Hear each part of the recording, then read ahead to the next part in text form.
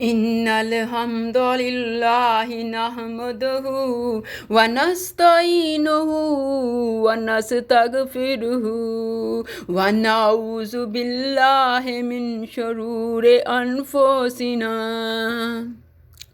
بسم اللہ الرحمن الرحیم۔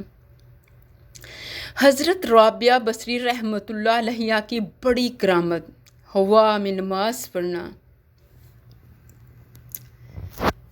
عشق تو ہے میری رضا، تو ہے میرا ایمان ہے، خدا تو ہے دل میں، تو ہے نظر میں بھی، تو ہے ابتدا، تو ہے انتہا، تو ہے عکس دیکھا ہے ذات کا تجھ میں، کیوں کہوں ذات سے جدا، تو ہے۔ نماز پڑھا کرو، کوئی ملے نہ ملے خدا مل جاتا ہے، اور جب خدا مل جائے تو سب مل جاتا ہے، اور جب خدا مل جائے تو سب مل جاتا ہے۔ ہوا میں نماز پڑھنا۔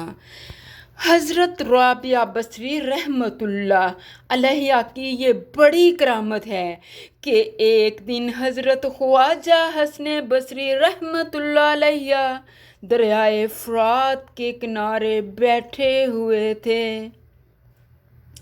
کہ آپ نے دریا کے پانی پر مصلی بچھا کر فرمایا کہ آؤ رابعہ 2 رکعت نماز پڑھ لیں۔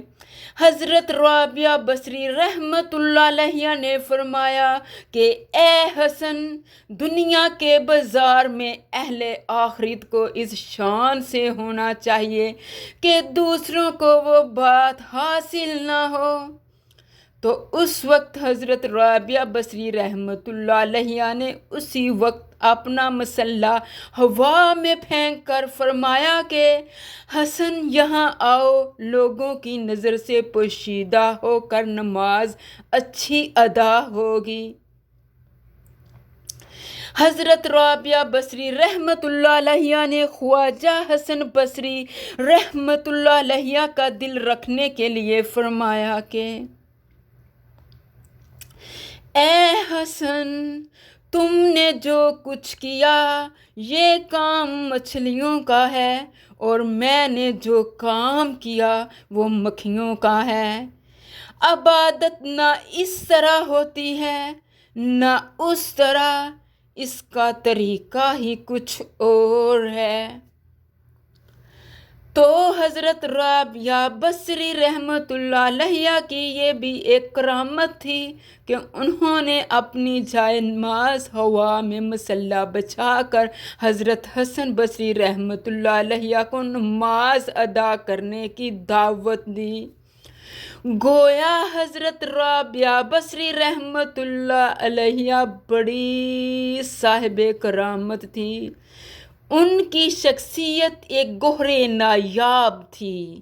وہ اللہ تعالیٰ اور اس کے رسول صلی اللہ علیہ وآلہ وسلم کے اتباع کی شیدائی تھی۔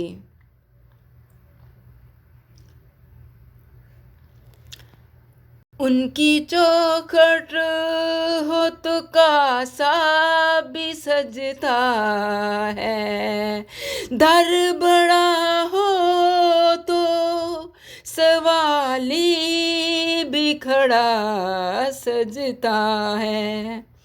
صلی اللہ علیہ وآلہ وسلم۔ اے اللہ، ہمیں اپنی محبت عطا کیجئے، ان لوگوں کی محبت دیجئے جن کی محبت آپ کے نزدیک کام آئے گی۔ اے اللہ ہمارے دلوں کو بھی سکون عطا فرما، ہمیں بھی نماز کا پابند بنا، ہمیں بھی نماز کا پابند بنا، آمین۔ ہم پر بھی اپنی رحمت پھیلا دے، آمین۔ اللہ پاک ہمیں عمل کی توفیق عطا فرمائے، آمین۔ وما علینا الا البلاغ المبین، وما علینا البلاغ المبین فی ایمان اللہ۔